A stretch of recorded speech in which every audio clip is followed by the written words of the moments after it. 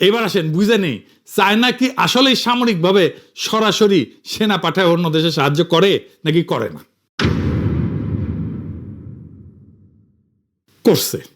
চীন কোরিয়া যুদ্ধে সেনা পাঠাইছিল, কিন্তু পাকিস্তানে পাঠায় নাই। কেন? এই তফাৎটা বুঝতে হবে। এই তফাৎটা বুঝলে আপনি চায়নারে বুঝবেন, সে কেন কি কাজ করে সেটা বুঝবেন, এই মজা পাইবেন কলে। চীন তখনই সরাসরি যুদ্ধ নামে যখন সেই যুদ্ধে সরাসরি নিজের নিরাপত্তা স্বার্থ জড়িত। কোরিয়ায় চীন কেন নামছিল? আদর্শিক ভ্রাতৃত্বের জন্য না। মাও স্পষ্ট বলছিল, যদি আমরা যুক্তরাষ্ট্রকে পুরা কোরিয়া দখল করতে দিই, আমাদের প্রস্তুত থাকতে হবে যে যুক্তরাষ্ট্র চীনের বিরুদ্ধে যুদ্ধ ঘোষণা করবে। তারেক রহমানের চীন সফরে সত্যিকারের কিছু অ্যাচিভমেন্ট আছে। সেটা কি? আমি আমার লাস্ট ভিডিওতে সেটা ব্যাখ্যা করেছি, তাও আবার ঝালায়নি। এই অ্যাচিভমেন্টে কি সেটা কিন্তু বিএনপি একবারও বলে নাই বা বলতে পারে নাই। চীন সফরের সিগনিফিকেন্ট অ্যাচিভমেন্ট কি এটা বিএনপি নিজেই কইতে পারে নাই। কারণ হইতেছে তারা ডিপ্লোম্যাটিক ভাষাকে সম্ভবত ডিকোড করতে শেখে নাই। আমি যৌথ ঘোষণা থেকে দেখাই দিছি ডিকোড করিয়া লাস্ট ভিডিওতে যে কোনটা সিগনিফিকেন্ট অ্যাচিভমেন্ট। আমি ফেসবুকেও লিখেছি কোনটা সিগনিফিকেন্ট অ্যাচিভমেন্ট। এখন ধরেন আমি যদি নাই জানি যে আমার শক্তিটা কি, তাইলে আমার সেই শক্তি থাকলে আমি ব্যবহার করতে পারবো না। আমি করলে একটা চ্যালেঞ্জের কথাও বলছি গত ভিডিওতে, যে কোন জিনিসটা অ্যাভয়েড করা গেলে ভালো হইতো। তবে আজকের ভিডিওটা আমার তারেক রহমানের চীন সফর নিয়ে দ্বিতীয় ভিডিও। আরো কিছু ভিডিও করতে হবে, কারণ চীনের সাথে সম্পর্কটাকে আমাদেরকে খুব গভীরভাবে বুঝে দেখতে হবে, জানতে হবে এর মধ্যে প্রবলেমগুলো কি, সম্ভাবনাগুলো কি। আগের ভিডিওটা যদি দেখে না থাকেন দেখে নিয়েন। আমরা ক্রিটিক্যালি দেখার চেষ্টা করতেছি আসলে আমাদের কতখানি লাভ হইল, আমাদের চীনের সাথে সম্পর্কের ক্ষেত্রে চ্যালেঞ্জগুলো কি কি। এটা নিয়ে একদম শেষে, এই ভিডিওর শেষে আলোচনা করব। এইখানে বিরোধী দলের ভূমিকা রাখার জায়গা ছিল, কারণ চীনের সাথে কূটনৈতিক সম্পর্ক এত ডেলিকেট, এত সূক্ষ্ম, এইটা ম্যানেজ করে চলাটা খুব কঠিন একটা কাজ। ব্যক্তিগতভাবে ধরেন সাবেক কমিউনিস্ট হিসেবে চীনের যে কোনো সাফল্যে আমি খুশি হব। চীন আরো সমৃদ্ধি লাভ করুক, আমি সেটাই চাইবো। চীন যদি ভিন্ন জাতির লোকদের নাগরিকত্ব দিত, আমি আবেদন করতাম কলে। সত্যি সত্যি একটা কমিউনিস্ট দেশের নাগরিক হওয়া তো আমার জন্য স্বপ্নের মতো। কিন্তু রাষ্ট্র হিসেবে বাংলাদেশের জন্য বিষয়টা এত সোজা না, আবেগের বিষয় না। আমার জন্য যেমন আবেগের বিষয়, রাষ্ট্র বাংলাদেশের জন্য আবেগের বিষয় না। এমন ভাবে চীন বাংলাদেশের সম্পর্ককে প্রজেক্ট করা হইতেছে যেন চীন আমাদের ইন্ডিয়ার কবল থেকে রক্ষা করবে। আমাদের কেল্লা ফত হয়ে গেছে। বিশেষ কইরা শি জিনপিং এই সফরের শেষে কইছে যে বাংলাদেশে যে কোনো বিদেশি হস্তক্ষেপ প্রত্যাখ্যান করবে চীন। অনেকে দেখলাম লাভাইতেছে এটা শুনে, ভাবতেছে এইবার চীন ইন্ডিয়ারে বইরা দেবে। জি না ভাই, এত সোজা না সবকিছু। কূটনীতি আর ইতিহাসের ভাষা না বুঝে চিল্লাইলে মার্কেট পাওয়া যাবে না। চিল্লাই মার্কেট পাওয়া যাব না, বুঝলে বুঝপাতা, না বুঝলে বুঝছাও। এই যুক্তিহীন আবেগ ভ্রান্তই না, এটা মহাবিপজ্জনক। চীন কেন কোনো শর্মাই আমাদেরকে রক্ষা করবে না, এটা মাথায় রেখেন। করেও নাই। হাসিনার আমলে সবাই হাসিনারে তেলি দিয়ে গেছে। ইতিহাস বুঝা, ডিপ্লোমেসির ভাষা বুঝা, আমাদের জাতীয় স্বার্থ বুঝা, তার ভিত্তিতে প্রত্যাশাকে সাজাইতে হবে। চীন কি আমাদের ইন্ডিয়ার হাত থেকে রক্ষা করার জন্য এই কথা কইছে যে বাংলাদেশে যে কোনো বিদেশি হস্তক্ষেপ প্রত্যাখ্যান করবে চীন? আসেন সেটা একটু বুঝে দেখি। সার্বভৌমত্বের সমর্থন আর আভ্যন্তরীণ রাজনীতিতে হস্তক্ষেপ না করা আলাদা কোনো সৌজন্য না চীনের জন্য। এটা চীনের একটা আনুষ্ঠানিক কোডিফাইড কূটনৈতিক ডক্ট্রিন।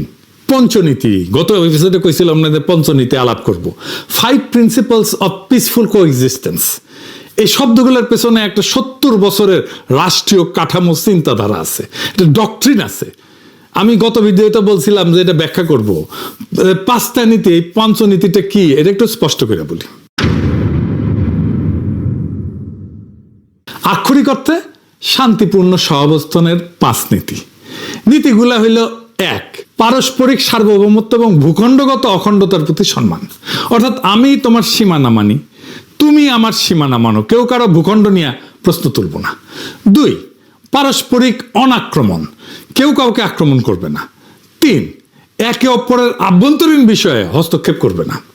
তোমার দেশ কিভাবে চলবে, কে শাসন করবে, মানবাধিকার, গণতন্ত্র, নির্বাচন কেমন হবে, এ নিয়ে আমি কোনো কথা বলবো না, তুমিও আমার বিষয়ে কথা বলবা না।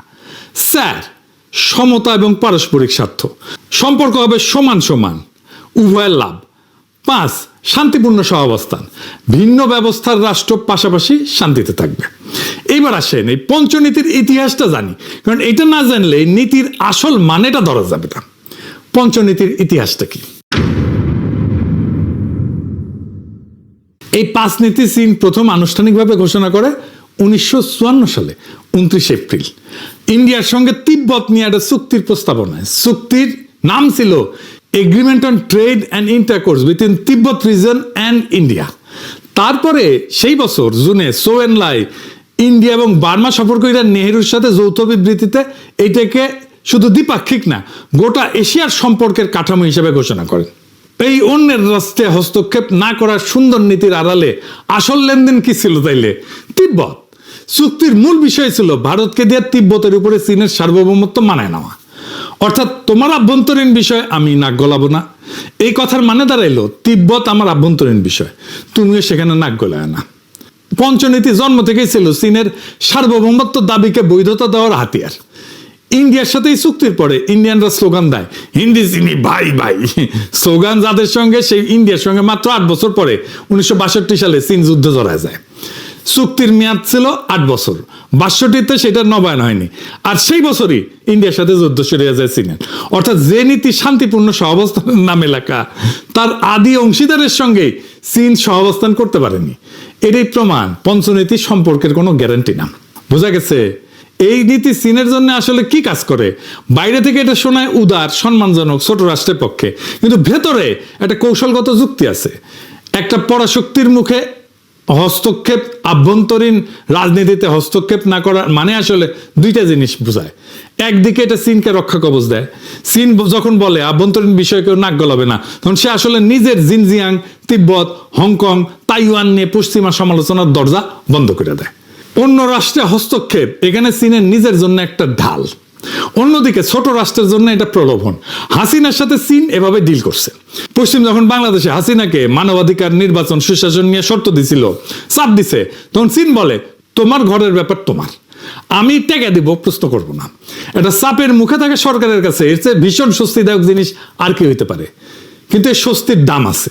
বিনিময়ে আপনাকে চীনের সার্বভৌমত্বের সংজ্ঞা মানতে হবে। তাইওয়ান চীনের, তিব্বত চীনের, জিনজিয়াং নিয়ে প্রশ্ন করা যাবে না। এই স্ক্রিপ্ট সবাইকে শুনাইছে চীন।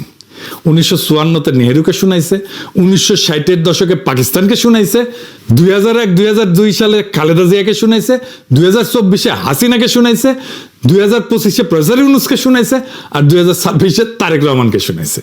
সরকার বদলায়, দল বদলায়, আদর্শ বদলায়, চীনের বাক্যটা কিন্তু বদলায় না। বাংলাদেশ যখন ভাবছে চীন তাকে বিশেষ সম্মান দিতেছে, আসলে সে একটা স্ট্যান্ডার্ড কূটনৈতিক ডক্ট্রিনের সর্বশেষ শ্রোতা মাত্র। সার্বভৌমত্বের সমর্থন কোনো ব্যক্তিগত প্রতিশ্রুতি না, এটা পঞ্চনীতি নামের একটা 70 বছরের ফর্মুলা, যা চীন প্রত্যেকটা ছোট প্রতিবেশীকে শুনাইছে, ভবিষ্যতেও শোনা যাবে। আর যে কথা সবাইকে বলা হয় সেটা প্রতিশ্রুতি না, এটা নীতি। নীতি সুবিধা মতো প্রয়োগ করা হয়। 1962-তে ইন্ডিয়ার সাথে, 1779-তে ভিয়েতনামের সঙ্গে চীন নিজেই এটা ভাঙছে। এই জিনিসটা মাথায় রেখেন। পাকিস্তানের সাথে চীনের দারুণ সম্পর্ক। 1971-এ পাকিস্তানের উপরে আক্রমণ করলো ইন্ডিয়া, পাকিস্তানকে ব্যাঙ্গার 2 টুকরা করে দিল। চীন আগাইলো, কিছু করছে? করে নাই। আমেরিকা করছে? কিছু করে নাই। কূটনৈতিক সমর্থন দিছে, সামরিক সাহায্য দিছে, কিন্তু প্রত্যক্ষভাবে এই কনফ্লিক্টে যুক্ত হয় নাই। পাকিস্তানিরা কিন্তু মনে করছিল চাইনিজদের সেনা পাঠাবে। টাঙ্গাইলে যখন ইন্ডিয়ান প্যারাট্রুপাররা নামতেছিল, তখন পাকিস্তানিরা মনে করছিল চাইনিজ সোলজার এসেছে, লবডঙ্কা। সেই সময় পাকিস্তান কিসিঞ্জারের সাহায্যে আমেরিকার ওয়াল স্ট্রিটের সাথে চায়নার সম্পর্ক তৈরি করতেছিল। আমেরিকান বিনিয়োগ চায়নায় আসবে, তারপরে তো চায়নার উন্নতি, এরপরে চায়না আমেরিকান ওয়াল স্ট্রিটের বিনিয়োগে ভাইসা যায় একেবারে। মানে পাকিস্তান ছিল খুবই ক্রুশিয়াল মিত্র সেই সময়, আমেরিকা চীন দুইজনেরই। সেই পাকিস্তানকে বাঁচায় নাই কেউ। এমনভাবে বাঙ্গুরা চায়নারে প্রজেক্ট করতেছে যেন চায়না আমাদের স্বাধীনতা, সার্বভৌমত্বের রক্ষা কবচ। হুঁশে আসেন ভাইজান, দুনিয়ার কোনো দেশ আপনাকে বাঁচাইবে না যদি না নিজে আপনার বাঁচার ক্ষমতা থাকে। 1971-এ পাকিস্তানের হাত থেকে ইন্ডিয়া বাঁচানোর কাফারা দিতেছি না এতদিন। দোহাই লাগে, কখনো কাউরে এইভাবে ডাইকেন না নিজের সার্বভৌমত্ব, স্বাধীনতা রক্ষায়। আপনার স্বাধীনতা, সার্বভৌমত্ব রক্ষায় আরেকজন রাষ্ট্রকে যদি লাগে, তার মানে আপনি স্বাধীনও না, সার্বভৌমও না। এই চিন্তা আমাদের মাথা থেকে বাদ দিতে হবে। আমার এই কথা অনেকের শুনতে খারাপ লাগবে, তিতা লাগবে। আমরা আমাদের নিজেদের সামরিক শক্তি দিয়ে নিজেদের স্বাধীনতা, সার্বভৌমত্ব রক্ষা করতে যদি না পারি, কেউ এসে এটা রক্ষা করে দেবে না। এটা মাথায় রেখেন। ইরান থেকে শিক্ষা নেন।